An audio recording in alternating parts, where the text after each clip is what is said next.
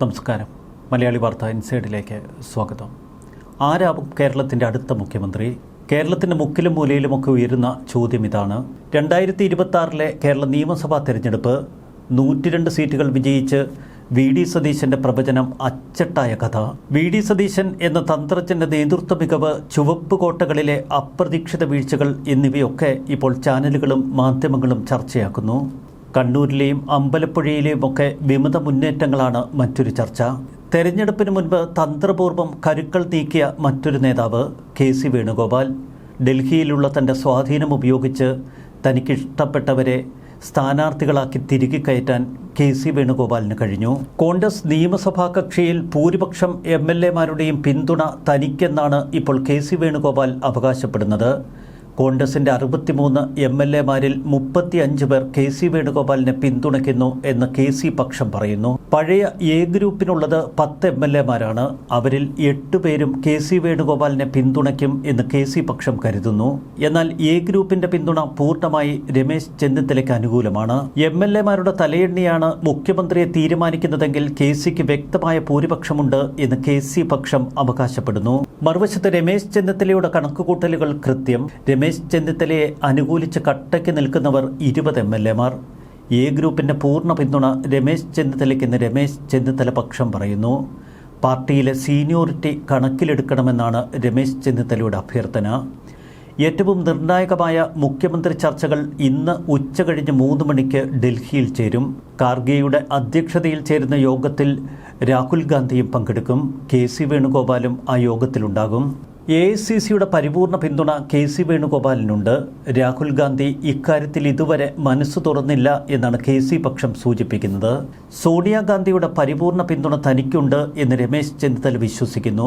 സോണിയ പഴയ രമേശിനെ തന്നെ മുഖ്യമന്ത്രിയാക്കണം എന്ന അഭിപ്രായഗതിയിലാണ്. സോണിയാഗാന്ധിയുടെ ഇഷ്ടം നടപ്പിലായാൽ രമേശ് ചെന്നിത്തല തന്നെ മുഖ്യമന്ത്രിയാകും എന്ന സൂചനയാണ് ഏറ്റവും ഒടുവിൽ ശക്തിപ്പെടുന്നത്. എം.എൽ.എമാരുടെ എണ്ണത്തിലും രമേശ് ചെന്നിത്തലയ്ക്ക് ശക്തിയുണ്ട്. കെ.സി. വേണുഗോപാലിന് മുന്നിൽ ചില പ്രതിസന്ധികളുണ്ട്. കെ.സി. വേണുഗോപാലിന് മുഖ്യമന്ത്രിയാകണമെങ്കിൽ കേരളത്തിൽ 2 ഉപതെരഞ്ഞെടുപ്പുകൾ നടക്കണം. അതിലൊന്ന് കെ.സി. തന്നെ ആദ്യം നിയമസഭയിലേക്ക് വിജയിച്ചു വരണം. ഒപ്പം കെ.സി. രാജിവെക്കുന്ന പാർലമെന്റ് സീറ്റിലും മത്സരം കടുക്കും. മറുവശത്ത് 2 വർഷം രാജ്യസഭ മെമ്പർ എന്ന നിലയിൽ തനിക്ക് ബാക്കി കാലാവധി ഉള്ളപ്പോഴാണ് അത് രാജിവെച്ച് നേരെ പാർലമെന്റിൽ കെ.സി. വേണുഗോപാൽ മത്സരിച്ചത്. അങ്ങനെ രാജ്യസഭാ സ്ഥാനം ബി.ജെ.പിക്ക് അടിയറ വച്ച ഒരു കോൺഗ്രസ് നേതാവ് എന്ന പേരുദോഷമുണ്ട്. എം.പിമാർ രാജിവെച്ച് നിയമസഭയിൽ മത്സരിക്കേണ്ടതില്ല എന്ന പൊതു നിലപാടായിരുന്നു നേരത്തെ തെരഞ്ഞെടുപ്പിന് മുന്നിൽ കോൺഗ്രസ് പാർട്ടി കൈക്കൊണ്ടത്. ഇപ്പോൾ കെ.സിയെ മുഖ്യമന്ത്രിയാക്കിയാൽ ആ പൊതു നിലപാടിൽ നിന്നുള്ള വ്യതിയാനമാകും. ചെകുത്താനും കടലിനുമിടയിലാണ് രാഹുൽ ഗാന്ധി. കെ.സി. വേണുഗോപാലിനോട് പ്രത്യേക മമത. എന്നാൽ കേരളത്തിലെ ജനങ്ങൾ ഇതെങ്ങനെ എടുക്കും എന്ന ഭീതി പൊതുവെ രാഹുൽ ഗാന്ധിയിലുമുണ്ട്. കെ.സി. വേണുഗോപാലിന് തടസ്സങ്ങൾ വർദ്ധിക്കുന്നുവെന്നാണ് ഡൽഹിയിൽ നിന്നുള്ള വാർത്തകൾ. അങ്ങനെയെങ്കിൽ രമേശ് ചെന്നിത്തലയെ കെ.സി. പക്ഷം ഒടുവിൽ പിന്തുണച്ചേക്കും. വി.ഡി. സതീശൻ പക്ഷവും ഒട്ടും പിന്നോട്ടില്ല. അതിശക്തമായ സൈബർ യുദ്ധമാണ് സതീശന് വേണ്ടി നടക്കുന്നത്.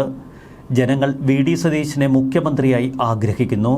ചുരുക്കത്തിൽ മുഖ്യമന്ത്രി മത്സരത്തിൽ 1ാം സ്ഥാനത്ത് ഇപ്പോൾ നിൽക്കുന്നത് രമേശ് ചെന്നിത്തല, തൊട്ടു പിന്നാലെ കെ.സി. വേണുഗോപാൽ, അതിനൊപ്പം വി.ഡി. സതീശൻ. നറുക്ക് രമേശ് ചെന്നിത്തലയ്ക്ക് അനുകൂലമാകുമോ എന്നിന്ന് വൈകുന്നേരത്തോടെ ഏകദേശ സൂചനകൾ പുറത്തുവരും. മറുവശത്ത് ക്യാബിനറ്റ് ചർച്ചകൾക്കും ഇപ്പോൾ തുടക്കമിട്ടു. കെ.പി.സി.സി. അധ്യക്ഷൻ സണ്ണി ജോസഫും കെ.സി. വേണുഗോപാലും ചേർന്നാണ് ഇപ്പോൾ ക്യാബിനറ്റ് ചർച്ചകൾക്ക് തുടക്കമിട്ടത്. ഘടകകക്ഷികളുടെ പിന്തുണ ഉറപ്പിച്ചു നിർത്തണമെന്ന് കെ.സിക്ക് വ്യക്തമായി അറിയാം. അതുകൊണ്ട് തന്നെ ഘടകകക്ഷി നേതാക്കളുമായി ചർച്ചകൾ തുടങ്ങിക്കഴിഞ്ഞു. 21 അംഗ മന്ത്രിസഭയ്ക്കാണ് സാധ്യത. കോൺഗ്രസിന് മുഖ്യമന്ത്രി ഉൾപ്പെടെ 12 മന്ത്രിമാർ. മുസ്ലിം ലീഗിന് 5 മന്ത്രിമാരെ നൽകുമെന്ന് ഔദ്യോഗികമായി തന്നെ ഇതിനകം കോൺഗ്രസ് അറിയിച്ചു. 5 മന്ത്രിമാർക്ക് വേണ്ടിയുള്ള ചർച്ചകൾ ഇപ്പോൾ മുസ്ലിം ലീഗ് തുടക്കമിട്ടു. ജോസഫ് വിഭാഗത്തിന് ഒരു മന്ത്രിസ്ഥാനവും ചീഫ് വിപ്പ് പദവിയും. എന്നാൽ തങ്ങൾക്ക് 2 മന്ത്രിസ്ഥാനം വേണം എന്ന് വാശി പിടിക്കുകയാണ് കേരള കോൺഗ്രസ് ജോസഫ് വിഭാഗം. അബുവിനും മോൻസ് ജോസഫിനും മന്ത്രിമാരാകണം. ഒരൊറ്റ മന്ത്രിസ്ഥാനമെങ്കിൽ അതിന്റെ പേരിൽ വലിയ പ്രശ്നങ്ങൾ പാർട്ടിയിലുണ്ടാകും. ഒരു വശത്ത് മോൻസ് ജോസഫ് മന്ത്രി പദവി സ്വപ്നം കാണുന്നു. എന്നാൽ മോൻസിനേക്കാൾ സീനിയറാണ് ഇപ്പോൾ പാർട്ടിയിലുള്ള തോമസ് ഉണ്ണിയാടൻ. കേരള കോൺഗ്രസ് ജോസഫ് വിഭാഗത്തിൽ നിന്ന് ഒരു മന്ത്രിയെങ്കിൽ മോൻസ് ജോസഫിന് തന്നെയാണ് സാധ്യത. 2 മന്ത്രിമാരെങ്കിൽ മോൻസും അബുവും മന്ത്രിമാരാകും. ചീഫ് വിപ്പ് സ്ഥാനം തോമസ് ഉണ്ണിയാടന് നൽകാനാണ് ഇപ്പോൾ തൊടുപുഴയിൽ കൂടിയ ജോസഫ് വിഭാഗത്തിന്റെ തീരുമാനം. CPM കോട്ടകളിൽ വിള്ളലുണ്ടാക്കി ജയിച്ചു കയറിയ G സുധാകരൻ മന്ത്രിപദം മോഹിക്കുന്നു. എന്നാൽ സുധാകരന് മന്ത്രിസ്ഥാനം നൽകിയാൽ V കുഞ്ഞികൃഷ്ണൻ, TK ഗോവിന്ദൻ എന്നിവരെയൊക്കെ പരിഗണിക്കേണ്ടി വരില്ലേ എന്നാണ് കോൺഗ്രസിന്റെ ചോദ്യം. അതുകൊണ്ട് വിമതർക്ക് തൽക്കാലം മന്ത്രിസ്ഥാനമില്ല. RMPയുടെ KK രമയ്ക്ക് മന്ത്രിസ്ഥാനം കൊടുക്കണമെന്ന പൊതു ആവശ്യം ഇപ്പോൾ കളത്തിലുണ്ട്. രമയ്ക്ക് ഒരുപക്ഷെ പങ്കിടൽ വ്യവസ്ഥയിൽ 2.5 വർഷം മന്ത്രിസ്ഥാനം കൊടുക്കാനുള്ള നീക്കങ്ങൾ ഇപ്പോൾ നടക്കുന്നു. പാലായിൽ നിന്ന് വിജയിച്ചു വന്ന മാണി സി കാപ്പനും മന്ത്രിസ്ഥാനം മോഹിക്കുന്നുണ്ട്. മുഴുവൻ ടൈം കിട്ടിയില്ല എങ്കിലും ഒരു 2.5 വർഷം തനിക്ക് പകുത്ത് നൽകണമെന്നതാണ് മാണി സി കാപ്പൻ്റെ ആവശ്യം. എന്നാൽ മാണി സി കാപ്പൻ്റെ സാധ്യത ആര് മുഖ്യമന്ത്രിയാകും എന്നതിനെ ആശ്രയിച്ചിരിക്കും. ഇപ്പോൾ തന്നെ ധാരാളം ക്രിസ്ത്യൻ പ്രതിനിധികൾ മന്ത്രിസഭയിലേക്ക് എത്താൻ തയ്യാറായി നിൽക്കുന്നു. PJ ജോസഫ് വിഭാഗത്തിൽ നിന്ന് 2 പേർ, സണ്ണി ജോസഫ്, പിന്നെ മറ്റു ചിലരൊക്കെ ക്രിസ്ത്യൻ വിഭാഗത്തിൽ നിന്ന് മന്ത്രിമാരാകാൻ കുപ്പായമിടുന്നു. പ്രത്യേകിച്ച് അനൂപ് ജേക്കബ്, മറുവശത്ത് ചാണ്ടി ഉമ്മൻ എന്നിവരൊക്കെ മന്ത്രിപദത്തിനടുത്തെത്തി നിൽക്കുന്നു. സണ്ണി ജോസഫ് മന്ത്രിസഭയിൽ ഉറപ്പായുമുണ്ടാകും. K മുരളീധരൻ, തിരുവഞ്ചൂർ രാധാകൃഷ്ണൻ, PC വിഷ്ണുനാഥ് എന്നിവരുടെ ബർത്ത് ഉറപ്പിച്ചു കഴിഞ്ഞു. വനിതാ പ്രതിനിധിയായി രംഗത്തെത്താൻ സാധ്യത ഉമാ തോമസ് തന്നെ. എന്നാൽ സീനിയോറിറ്റി പരിഗണിക്കുമ്പോൾ ഷാനിമോൾ ഉസ്മാനെ തഴയാൻ കഴിയില്ല. മറുവശത്ത് ബിന്ദു കൃഷ്ണയും ഒട്ടും പിന്നിലല്ല. 3 പേരിൽ ഒരാളെ നിശ്ചയിക്കാൻ ഒരുപക്ഷെ രാഹുൽ ഗാന്ധിക്കാവും നിയോഗം. Chandy Oommen, AP Anilkumar, M Liju, VT Balram, Mathew Kuzhalnadan, T Siddique, N ശക്തൻ എന്നിവരൊക്കെ മന്ത്രിപദം മോഹിക്കുന്നു. എന്നാൽ മാത്യു കുഴൽനാടനുള്ള സാധ്യത ക്രിസ്ത്യൻ പ്രതിനിധികളുടെ എണ്ണത്തെ ആശ്രയിച്ചിരിക്കും. N ശക്തൻ നാടാർ പ്രതിനിധിയായി മന്ത്രിസഭയിലെത്തുമെന്നാണ് സൂചനകൾ.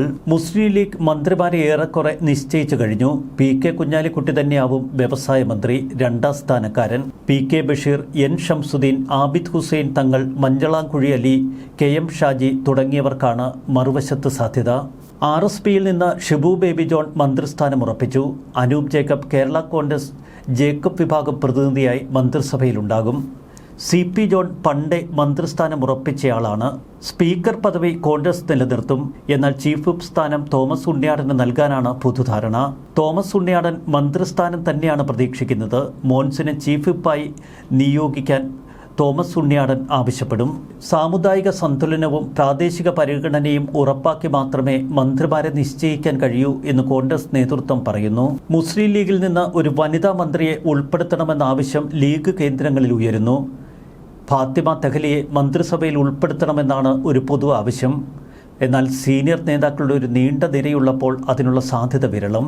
കേരള രാഷ്ട്രീയത്തിൻ്റെ ചാണക്യനായിരുന്ന OC-ക്ക് ശേഷം ഇപ്പോൾ കളത്തിലുള്ളത് RC-യും KC-യുമൊക്കെ. തലസ്ഥാനം ഇളക്കി പറിച്ച നീക്കങ്ങളാണ് KC വേണുഗോപാൽ നടത്തുന്നത്. KC വേണുഗോപാലിൻ്റെ വാർ റൂം ഇന്നലെ മുതൽ 1.5 പണിയാണ് മുഖ്യമന്ത്രി സ്ഥാനത്തിന് വേണ്ടി ചെയ്തു കൂട്ടുന്നത്. കുഞ്ഞൂഞ്ഞിന് ശേഷം കേരളത്തിന് വീണ്ടും നമ്മുടെ മുഖ്യമന്ത്രി എന്ന ഫ്ലെക്സ് ബോർഡുകൾ നഗരത്തിൻ്റെ പല ഭാഗങ്ങളിലും KC വിഭാഗം ഉയർത്തി. KPCC ആസ്ഥാനമായ ഇന്ദിരാഭവന് മുന്നിലും ഇത്തരം ഫ്ലെക്സുകൾ ദൃശ്യമാണ്. സാധാരണ പ്രവർത്തകരുടെ പേരിലാണ് ഇത്തരം ഫ്ലെക്സുകളെങ്കിലും ഇതിനൊക്കെ പിന്നിൽ കൃത്യമായ ആസൂത്രണമുണ്ട് എന്ന് എതിർ വിഭാഗങ്ങൾ ആരോപിക്കുന്നു. ഡൽഹി കേന്ദ്രീകരിച്ച് അതിശക്ത കരുനീക്കങ്ങളാണ് KC മുന്നോട്ട് കൊണ്ടുപോകുന്നത്. സ്ഥാനാർത്ഥി നിർണയ വേളയിൽ KC വേണുഗോപാൽ തന്നെയായിരുന്നു ജാഗ്രത പുലർത്തി കരുക്കൾ നീക്കിയത്. അന്ന് പലപ്പോഴും തന്റെ ഇഷ്ടക്കാരെ സ്ഥാനാർത്ഥി ലിസ്റ്റിൽ ഉറപ്പിക്കാൻ രമേശ് ചെന്നിത്തലയ്ക്ക് കഴിയാതെ പോയി. KC ക്യാമ്പിന്റെ നീക്കങ്ങൾക്ക് ചുക്കാൻ പിടിച്ച TN പ്രതാപന് പക്ഷേ വിജയിക്കാൻ കഴിഞ്ഞില്ല. എന്നാൽ പ്രതാപൻ പറയുന്നു വെണ്ണ പോലൊരാൾ മുഖ്യമന്ത്രിയാകുമെന്നൊക്കെ. TN പ്രതാപൻ പറയുന്നത് ഗുരുവായൂരിൽ നിത്യവും എത്തുന്ന നേതാവ് മുഖ്യമന്ത്രിയാകുമെന്നാണ്. പണ്ട് കരുണാകരൻ ഗുരുവായൂരപ്പൻ്റെ ഭക്തനായിരുന്നു. അതേ പാതയാണ് പിന്നീട് KC പിന്തുടർന്നത്. മുഖ്യമന്ത്രി പദത്തിനായി കോൺഗ്രസിനുള്ളിൽ വടംവലി മുറുകുമ്പോൾ രമേശ് ചെന്നിത്തലയ്ക്ക് തന്നെയാണ് ഇപ്പോൾ കൂടുതൽ സാധ്യത കൽപ്പിക്കപ്പെടുന്നത്. മുസ്ലിം ലീഗ് ഒരു ഇടക്കാല തെരഞ്ഞെടുപ്പ് ആഗ്രഹിക്കുന്നില്ല. അവർ ഇക്കാര്യം പരസ്യമായി പറയുകയും ചെയ്തു. ഔദ്യോഗികമായി ഹൈക്കമാൻഡിനെ മുസ്ലിം ലീഗ് കേരളത്തിനെ ഒരു ഇടക്കാല തെരഞ്ഞെടുപ്പ് അടിച്ചേൽപ്പിക്കരുത് എന്നറിയിക്കാൻ ഒരുങ്ങുകയാണ്. 5 MLA-മാർക്ക് ഒരു മന്ത്രി എന്നതാണ് അടിസ്ഥാന സൂത്രവാക്യം. 63 MLA-മാരുള്ള കോൺഗ്രസിന് അതനുസരിച്ച് 12 മന്ത്രിസ്ഥാനം കിട്ടും. 22 സീറ്റേ ഉള്ളൂ മുസ്ലിം ലീഗിനെങ്കിലും അവർക്ക് 5 മന്ത്രിസ്ഥാനം.